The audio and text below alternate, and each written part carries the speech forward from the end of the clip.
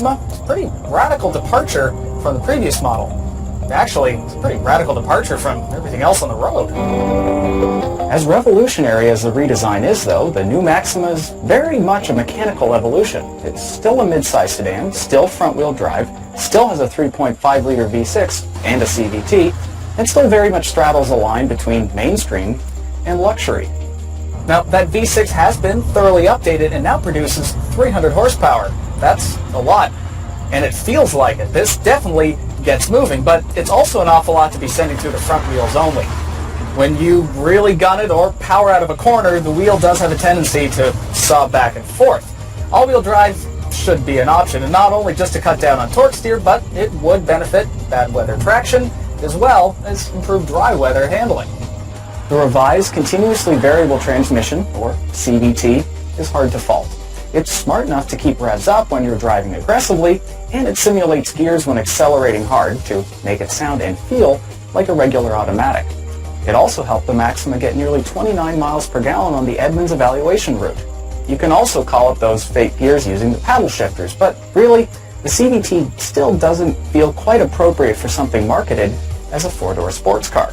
The rest of the Maxima really doesn't live up to that billing either. The sportiest SR trim's handling is surprisingly sharp on fun, twisting mountain roads. The steering in particular is smooth, light in effort, but high on feedback. Unfortunately, the SR Sport Tune suspension is just too jittery and jiggly, even on relatively smooth pavement. If you're constantly driving on one of those fun, twisting mountain roads, then yeah, you could probably live with it. But then again, if you live on a fun, twisting mountain road, you're probably not buying a Maxima. You're probably getting a rear or all-wheel drive sports sedan. As such, we'd stick with the other Maxima trims that are better suited to be cross-shopped with entry-level luxury sedans like the Acura TLX, Lincoln MKZ, Volvo S60, and even the Infiniti Q50. It certainly has an interior that stacks up well. This two-tone cabin in the SR trim really is sharp, and the materials are a clear step above an Altima or any other mainstream sedan. Actually, in some ways, it's better than an Infiniti Q50, specifically its infotainment system. This new standard 8-inch touchscreen is bigger, has crisper graphics, the menus still make sense, and you can now pinch and swipe like on a smartphone. Plus, you get this knob that you can use to scan a map or wheel through a playlist. Essentially, it does most of the things the touchscreen does. So, if you prefer to use a touchscreen to accomplish a task, you can do that. If you prefer to use the iDrive-like knob, you can do that as well. Whatever you prefer.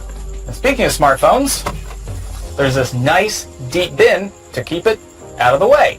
Unless you have some big mini tablet phone, but then, oh well.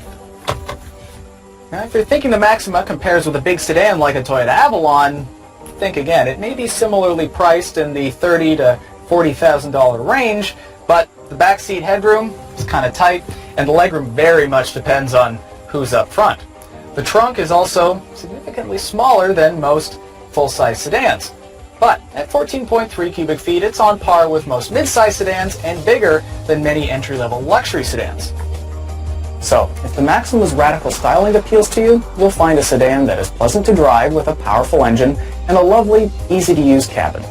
Otherwise, it doesn't deliver the sportiness of a four-door sports car, the space of a similarly priced mainstream sedan, or the luxury badge of, well, a luxury car.